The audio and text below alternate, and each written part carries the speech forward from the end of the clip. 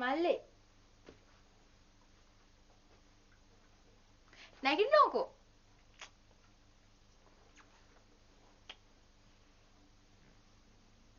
මල්ලි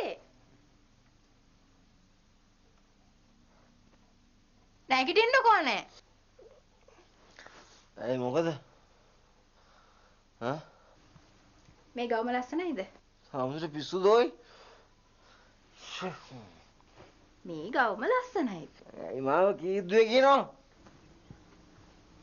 ඉතින් උච්ච තරහ ගන්න දෙයක් මේ කාමේ එළියට යනවා වතුණු තියනවා යනවා මොකද්ද මල්ලි ඔයාට වෙලා තියෙන්නේ ඒක රම්සුලට නෑනේ මම නිදා ගන්න ඕනේ ඔයි යනවා ඉස්සෙල්ල මේ ගවම ලස්සනයිද කියන්නකෝ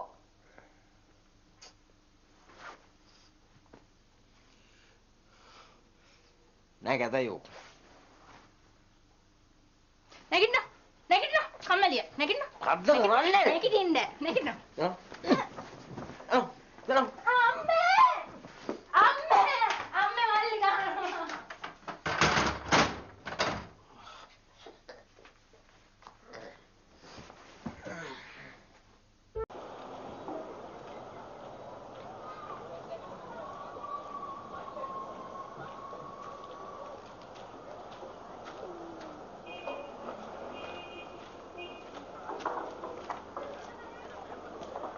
මං අර ටික පරක්කු නමුදලානේ.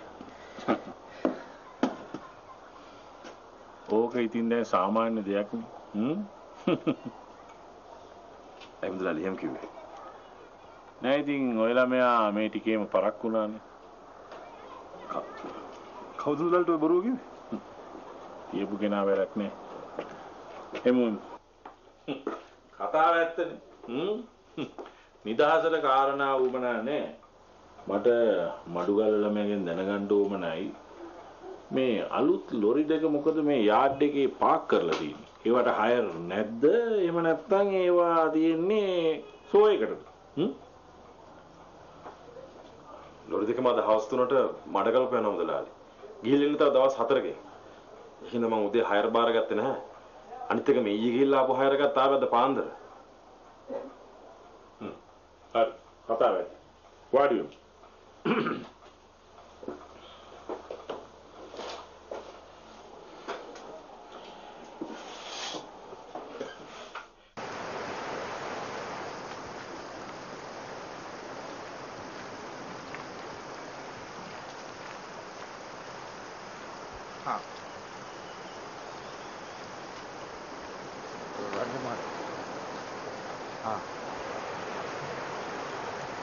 මොකද වැඩි? මඩුගල්ල සර්විස් එකට යද්දි 10 පහුවෙන්නේ නැහැ. එන වැඩේ පත්තු වෙලා ඇතිනේ. අර ගෙනවද? ගෙනාව. ගනි.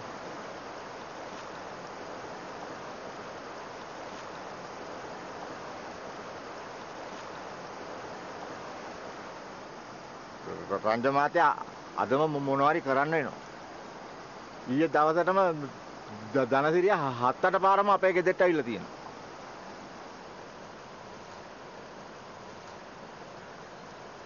හරි බයි උට කලබල වෙන්නේ නැතුව ඉන්න ගියාපා.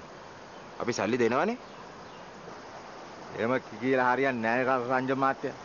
මාවනේ කන්න එන්නේ. හැබැයි ඔන්න මට බේරෙන්න බැරිනොත් මම රංජ මාත්‍යාලා ගෙදරට එක්කන් එනවා.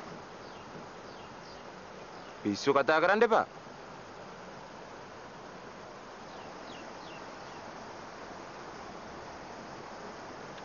මොකක් හරි කරන්න හදිසියකට කියලානේ රුපියල් 15000ක් කිල්ලන්නේ.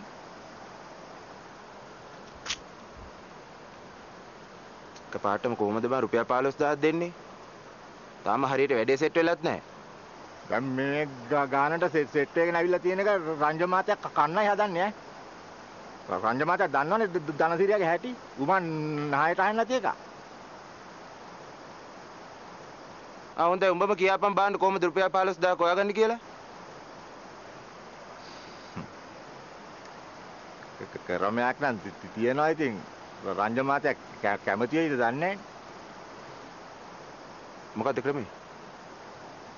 ලොරි වල පොත් තියෙන්නේ. ඒ පොත් ටික කාට හරි තියලා අපිට ඉතින් සල්ලි ටිකක් ගන්න පුළුවන්.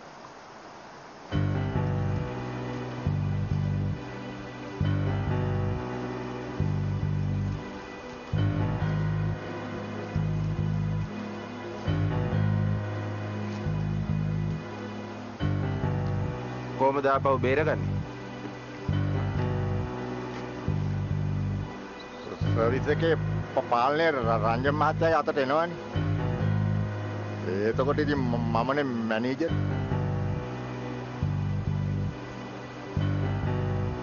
ඔබ දන්න තැනක් තියෙනවද? දන්න තැනක් නැති හොයාගන්න පුළුවන්.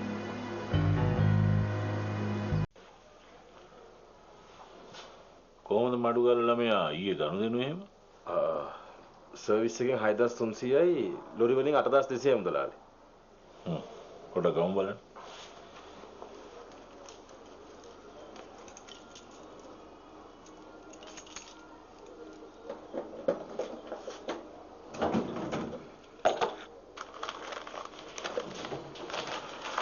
අම්බුලා.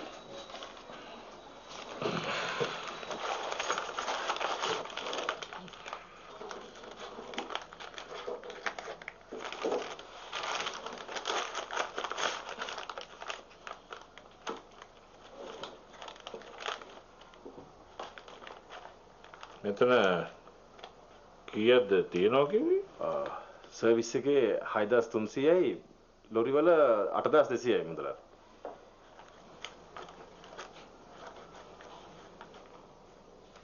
ඒ වුණාට ඉතින් මෙතන සල්ලි අඩුයිනේ. වෙන්න බෑනේ මුදලාලි. මං ඊ හරියට ගණන් කරලා කවුරුහට දාලා ගියේ. මඩුගල්ල ළමයා හැම කවරකින්ම 1500 ගානේ අඩුයි. මොකද්ද මේ සල්ලි වලට උනේ? වෙන්න බෑ මුදලාලි. මං කවුරුහට දාලා ගියේ. ගණන් කරලා දැම්මනම් සල්ලි තියෙන්නේ පැයි. හා? මොකද්ද මේ සල්ලි වලට උනේ? හරි වැඩක් නේ. මොකද්ද මේ සල්ලි වලට උනේ? මං කවුරුහට දාලා ගියේ මුදලාලි. එතකොට මේ 3000 බයිරවය ගිල්ලා.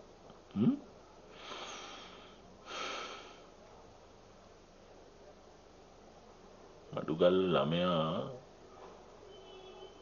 මම ওই ළමයා ගැන කොයි තරම් විශ්වාසකින්ද වැඩ කෙරුවේ?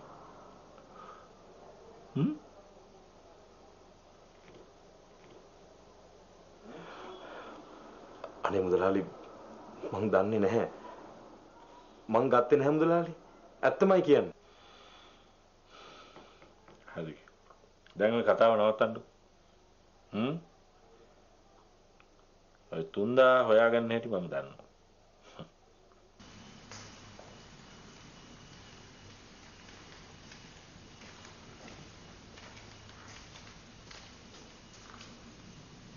තාත්තා මට එන්න කිව්වේ? අම්මලකෝ.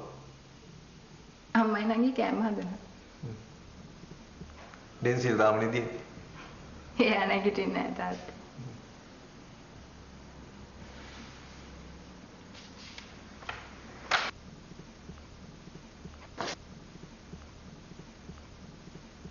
වෙන්දට මේ ගෙදර හොඳට හිටිය ළමයට මොකද මේ වෙලා තියෙන්නේ?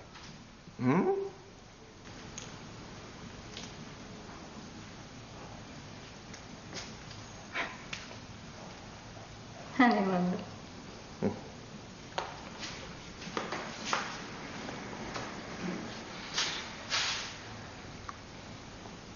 දුව දන්නවද මම දුවට එන්න කිව්වේ මොකද කියලා?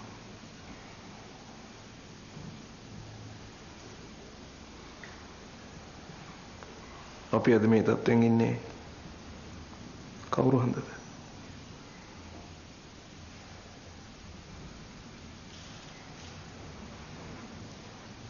මේ සේරම ලොකු අයියාගේ අපංකා.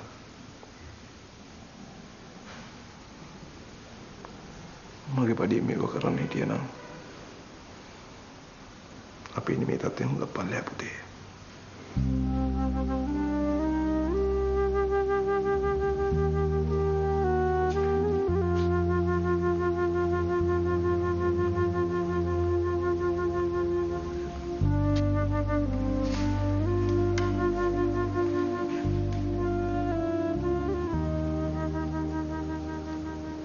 ඉස්සරහට එන ඔයගොල්ලන්ගේ වාක්‍යයෙන් වෙනුවෙන්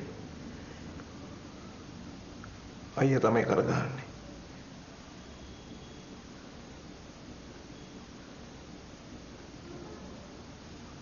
අපි හැමෝම එයාට ණයගැතියි.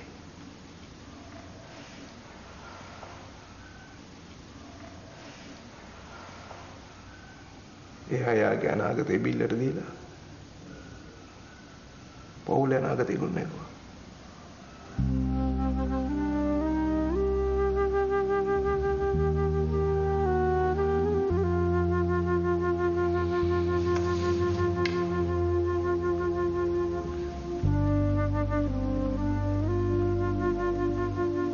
දොයි අම්මයි මයි තව කී කාලයක් ජීවත් වෙයිද දන්නේ නැහැ.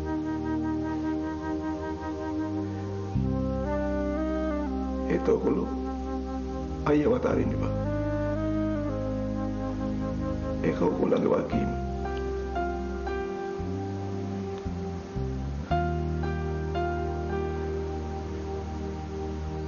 ඒ තාත්තා අද මේ වගේ කතාවක් කියන්නේ.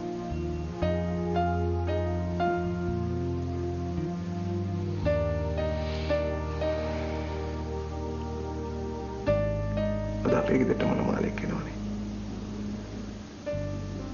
මගේ ලොකු දුව බලන්න. ඒකයි.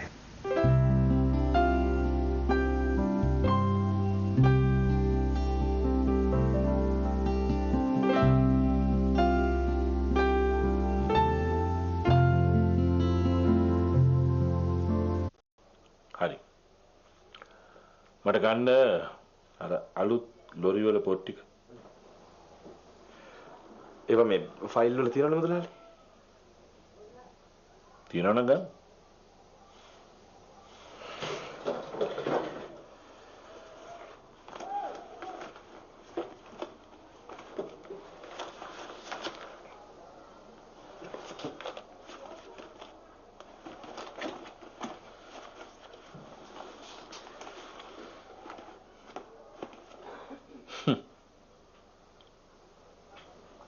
එව්වත් නෑ නේද? තියෙන්නේ කොහමද? අඩු ගාලා ළමයා ඒවත් අරගෙන බිස්නස් කරන්න පටන් අරන්. වෙන.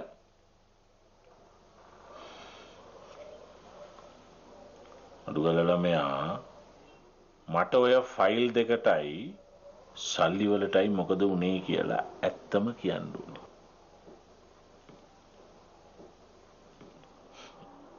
තේරුණායි? එහෙම නැත්තම් මාත් එක්ක පොලිසියට යන්න ලෑස්ති වෙලා ඉන්න ඕනේ.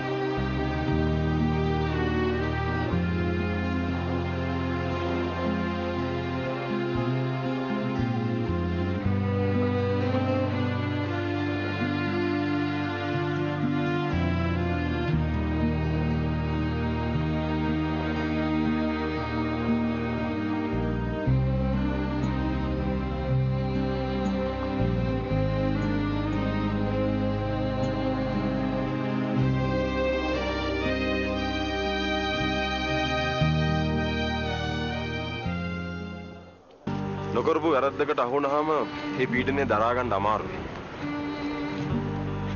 සැක කෙරුවේ රංජන්. වෙන කාවද මං සැක කරන්නේ? දැන් කීයක් දෙන්න පුළුවන් කියනවද? 80ක් බැයිලු. කවුද බං 80ක් කිල්ලුවේ?